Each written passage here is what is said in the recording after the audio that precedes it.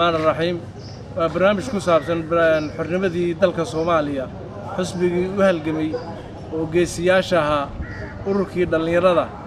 oo geesiyaasha ayuu hogaaminayay Yaasiin Xaaji Ismaaciil waxaan maanta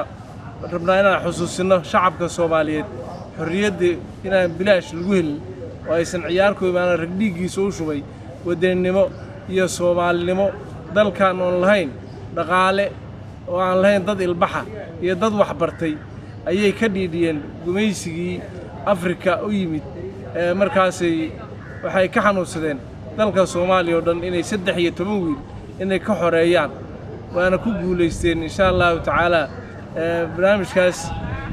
taariikh kooban oo aan maanta rabnaa aan kaga soo qaadno ayaa waxaan dhahaa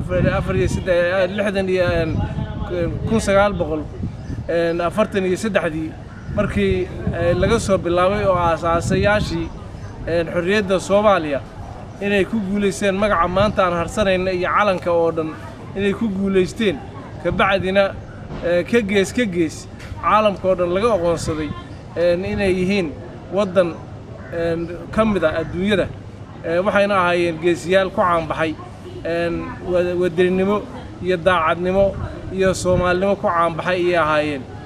haddaan magacooda idin dul maro waxa kamid ahay ka bacdina uu ballaartay dawladdii maxkamiyadda oo ka saartay 10 sano maxkamiyadda ayay ku wareejiyeen oo ayaga ayaa soo gaarsiiyay 10 sano oo maxkamiyadda Talyaaniga ayadoo taasi ahayd shuruudo adag la hordhigay ayay maxkamiyad 10 sano ayay qaateen ka bacdina meeshay martay way isla ogeyn ha ku dheelin gobonimada rag baa dhiig u daadiyay ha yeeshee halkaas waa inaan wada ogaanaa rag inuu dhiig u daadiyay oo u soo baaba'ay dalkaanu dhaqaale lahayn waxbarasho lahayn dad ilbaxa lahayn inay ka xoreeyeen adduunka meel walba cadow laga leeyahay oo cirbada sunan qaar loo diyaariyay oo qaar waraaqa liqay oo ay calooshooda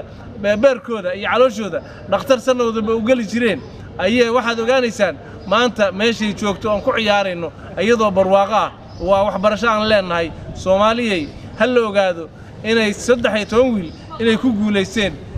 halganka taariikhdan ummadan Soomaaliyeed iyo magacooda sidaas hal la ogaado. Assalaamu calaykum wa rahmatullahi wa barakaatuh.